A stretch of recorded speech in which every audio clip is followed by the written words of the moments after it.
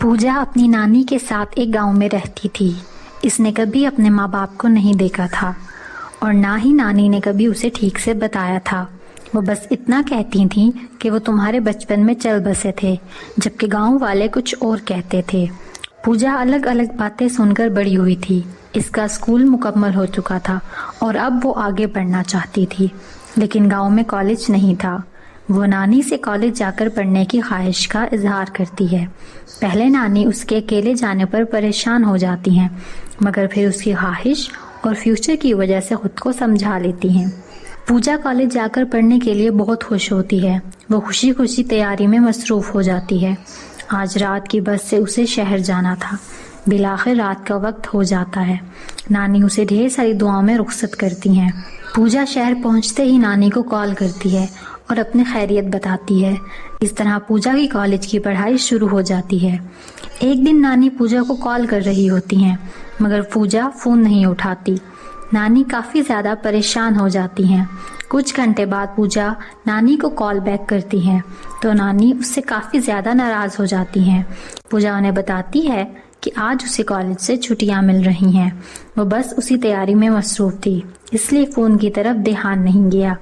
लेकिन आप फिक्र ना करें, आज रात का खाना हम दोनों मिलकर खाएंगे। पूजा गांव में आने वाली बस पर सवार हो जाती है। उसे गांव आते हुए रात हो जाती है। वो बस से उतरकर अपना सामान लेती है और गांव की तरफ चल पड़ती है। रात के इस वक्त काफ़ी सन्नाटा था। उसे खौफ भी महसूस हो रहा था, इसलिए वो जल्दी जल्दी चलने लगती है। चलते चलते वो नहर के पास पहुंचती है।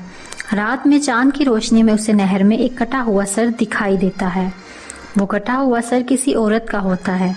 पूजा की चीख निकल जाती है और वो गांव की तरफ दौड़ लगा देती है।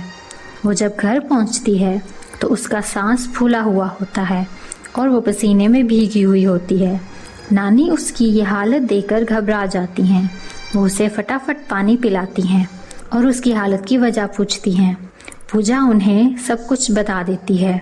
उन्हें उस सरकटी हुई औरत के बारे में भी बताती है। पूजा की बातें सुनकर नानी परेशान हो जाती हैं। उनके सामने एकदम से सारा माजी आ जाता है। वो आज पूजा को सब बताने का फैसला कर लेती हैं।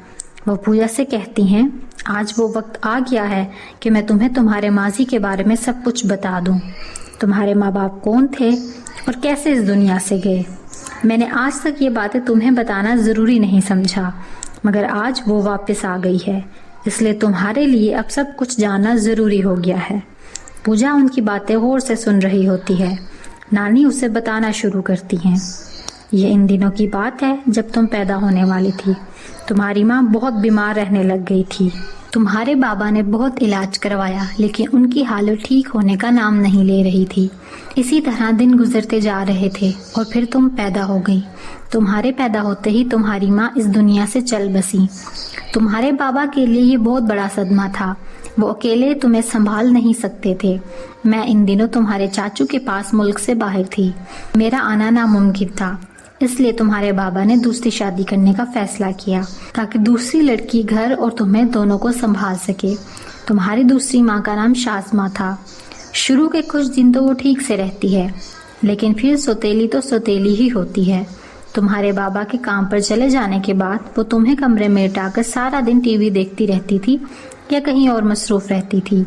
ये बात हमें हमसाय की एक लड़की ने बताई थी, जो सारा दिन तुम्हारे रोने की आवाज़ें सुनती थी। शाज़मा तुम्हें दूध भी नहीं देती थी ताकि तुम कमज़ोर होती जाओ और ख़ुद ही मर जाओ और उस पर कोई इल्ज़ाम ना आए। एक दिन तुम्हारे पापा काम से जल्दी वापस आ जाते हैं। शाज़मा टीवी देखने में मसरूफ़ थी और तुम कमरे में पड़ी रो रही थी। ये सब देखकर वो गुस्से में आ जाते हैं और शाज़मा को बहुत बातें सुनाते हैं। शाज़मा शर्मिंदा होने की बजाय मज़ीद ज़ुबान दराज़ी करती है। वो तुम्हारे बाबा से कहती है, मैं कोई इसकी नौकरानी नहीं हूँ जो सारा दिन इसकी खिदमत करती रहूँ। मेरी अपनी भी कोई ज़िंदगी है। मेरा दिल तो करता है इसे जान से मार दूँ। ये कहकर वो तुम्हारी तरफ बढ़ती है और तुम्हारा गला दबाने लगती है। उसे चंद दिनों की बच्ची पर भी रहम नहीं आता। तुम्हारे बाबा शाज़मा से तुम्हें छुड़वाने की बहुत कोशिश करते हैं, मगर जब वो देखते हैं कि तुम्हारी सांसें रुक रही हैं तो उन्हें को और कुछ समझ नहीं आता। फिर वो एक चाकू उठाकर शाज़मा की गर्दन काट देते हैं। इस तरह तुम्हारी जान बच जाती है। उस दिन के बाद से वो कटा हुआ सर शाज़मा का है। जो ऐसे ही भटकता रहता है। वो तुम्हारे बाबा से बदला लेने के लिए भी उनका कत्ल कर देती है और अचानक गायब हो जाती है। आज वो फिर से तुम्हें नजर आई है, मतलब अब वो तुमसे बदला लेने आई है। पूजा नानी की बातें गौर से सुन रही होती है। वो नानी से कहती है, नानी, इस सब में ना तो बाबा का कोई कसूर था और ना ही मेरा। कसूर था तो सिर्फ शाज़मा का। फिर वो हमसे बदला क्यों ले रही है? नानी कहती है, बेटा, बुरे लोगों को कभी भी उनकी बुराई का एहसास नहीं होता। वो अपनी अना को तस्कीन पहुंचाने के लिए दूसरों का नुकसान करते हैं। नानी पूजा को जाकर सोने का कहती हैं। पूजा नानी को भी अपने कमरे में साथ ले जाती हैं क्योंकि वो बहुत डरी हुई होती है। नानी भी उसके साथ कमरे में सो जाती हैं। आधी रात को पूजा की आंख खुलती है। उसे खिड़की में वही कटा हुआ सर दिखाई देता है। उसकी चीख निकल जाती है। उसकी चीख की आवाज़ सुनकर नानी उठ जाती हैं। पूजा नानी को उस कटे हुए सर के बारे में बताती हैं, जो नानी के उठते ही गायब हो जाता है। नानी पूजा को गले से लगा लेती है और उसे तसल्ली देती है। अब पूजा के साथ रोज कोई ना कोई हादसा होने लगता है। कभी उसे वही कटा हुआ सर दिखाई देता है तो कभी अजीबोगरीब ख्वाब नजर आते हैं। एक दिन पूजा और नानी कमरे में सो रहे होते हैं। रात को नानी को प्यास लगती है तो वो पानी पीने के लिए उठती हैं और देखती हैं पूजा अपने बेड पर नहीं होती। वो सारे घर में उसे ढूंढती हैं मगर पूजा का नामो निशान भी नहीं होता। नानी फौरन घर से निकल जाती हैं और गांव वालों को इकट्ठा करती हैं। वो सब मिलकर पूजा को ढूंढने नहर के पास जाते हैं। वहां पर पूजा बिल्कुल नहर के किनारे खड़ी होती है, जैसे अभी नहर में छलांग लगा देगी। नानी उसे बहुत आवाजें देती हैं मगर वो किसी की नहीं सुनती। इसी लम्हे वो कटा हुआ सर सबके सामने आ जाता है।